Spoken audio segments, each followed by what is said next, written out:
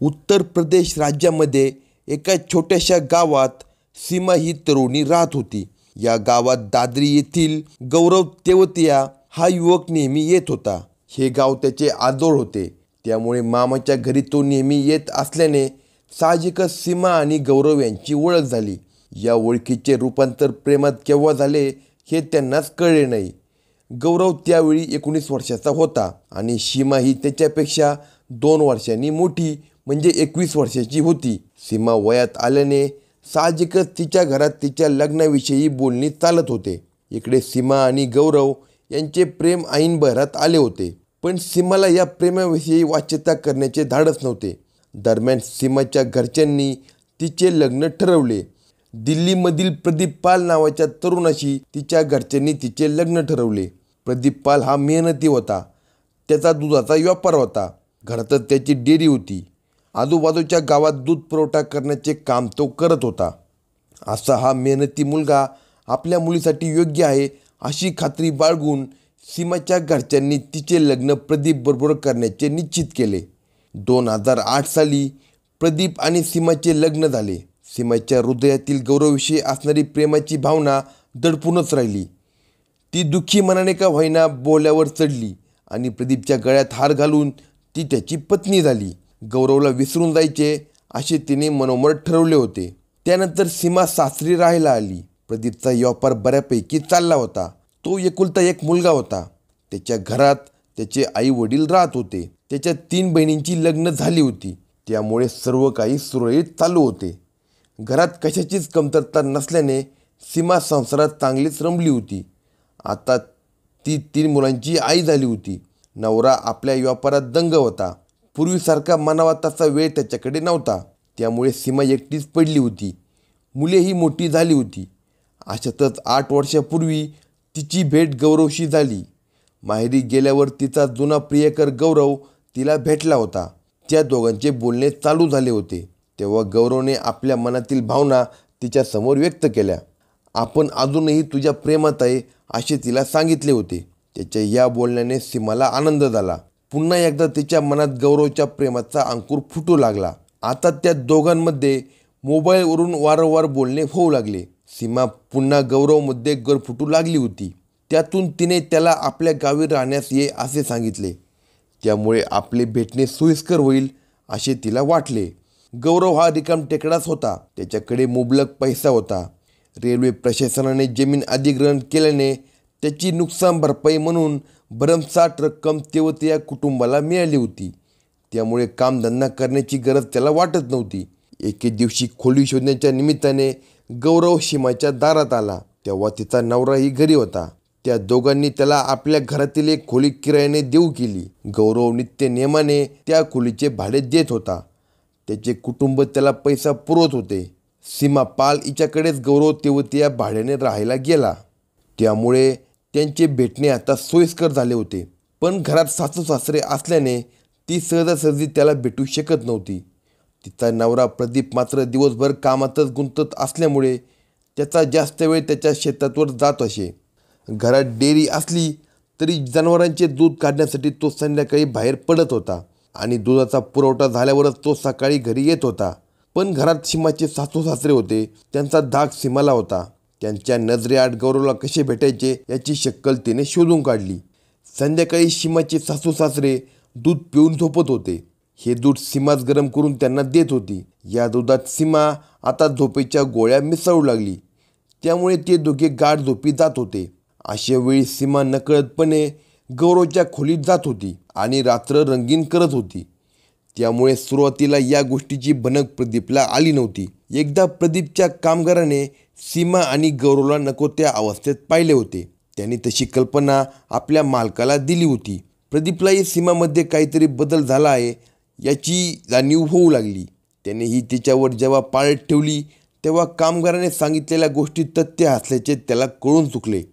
आता तो सीमाबरोबर त्या विषयावरून भांडू लागला. पण प्रदीप काही कायम तिच्यावर पाळत ठेवू शकत नव्हता. तो आपल्या कामासाठी नियमितपणे बाहेर पडत असे. तो बाहेर गेला की सीमा पुन्हा सासू सासऱ्यांना झोपेच्या गोळ्या देऊन गौरवसोबत रासलीला खेळायला त्याच्या खोलीत जात होती. यातच महिनाभरापूर्वी सीमाची सासू मरण पावली आता घरात फक्त सासरे आणि लहान मुले उरली होती. प्रदीप कामानिमित्त नेहमीच बाहेर होता, पण त्याचे शंका घेणे तिला खटकत होते. आपल्या मार्गात प्रदीपचा आडसर होत आहे हे सीमाला खटकत असल्यामुळे सीमाने गौरवला प्रदीपचा काटा काढण्याचे सुचवले. गौरवने आपल्याकडील पैसा सुपारी किलरला देऊन प्रदीपचा खून करण्याचा कट रचला. त्यासाठी त्याने बुलंदशहरातील एका सुपारी किलरला गाठले. त्याला त्याने प्रदीपचा खून करण्यासाठी पैसे देण्याची तयारी दर्शवली. पण याचा ठपका आपल्यावर येऊ नये, हा खून लुटीतून झाला आहे असे निदर्शनाला यायला हवे अशी अटही त्याने घातली. तेव्हा गुंडाने आणखी 4 जणांच्या सहाय्याने हा खून करण्याची कल्पना त्याच्यासमोर मांडली आणि या सर्वांनी एकूण 20 लाख रुपये द्यावेत असे सांगितले. प्रत्येकी 4 लाख रुपयांप्रमाणे 5 सुपारी किलरना हे पैसे देण्याचे गौरव तेवतिया याने कबूल केले. सोमवार दिनांक 21 फेब्रुवारी 2022 रोजी सकाळी 5:45 वाजले होते. अशातच बेगमपूर पोलीस ठाण्याची फोनची रिंग वाजली. तेथील पोलीस कर्मचाऱ्याने फोन घेतला.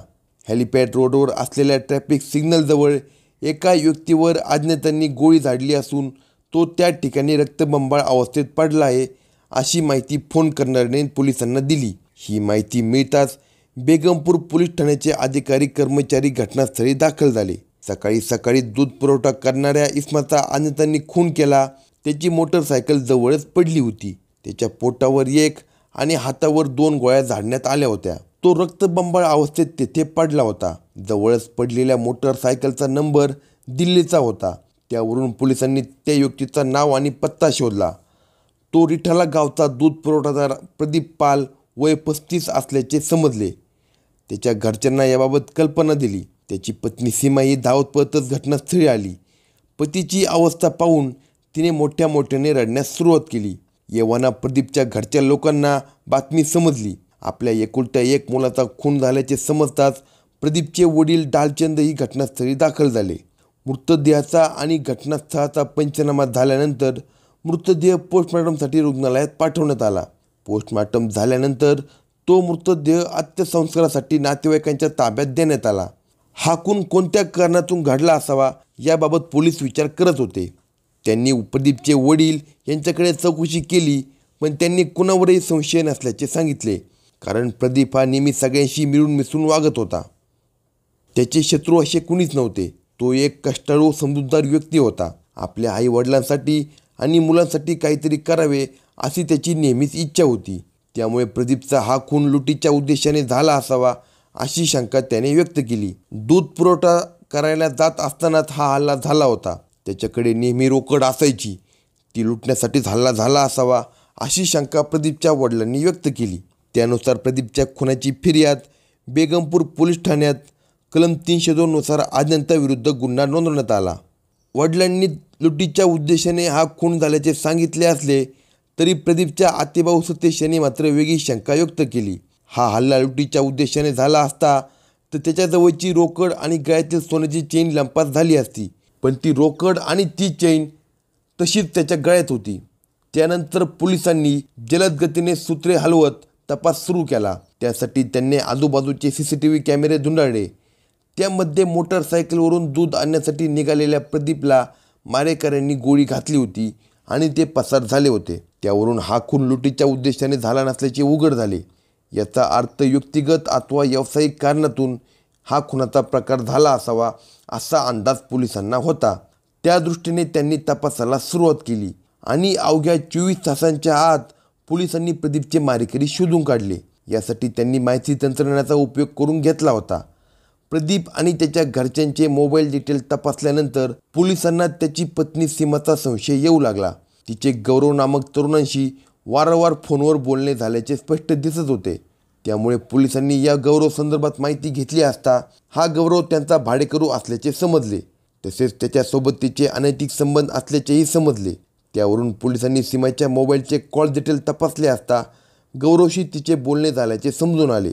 पोलिसांनी गौरवच्या मोबाईलचेही कॉल डिटेल तपासले असता विशन कुमार या तरुणाशी त्याने या घटनेच्या आदल्या दिवसापर्यंत बोलणे झाल्याचे समजले. तेव्हा पोलिसांनी त्याला सर्वप्रथम ताब्यात घेतले. त्याच्याकडे चौकशी केली असता घटनेचा उलगडा झाला. हा खून सुपारी देऊन झाल्याचे समजून आले. त्यानंतर सीमाला अटक करण्यात आली, पण गौरव मात्र फरार होता.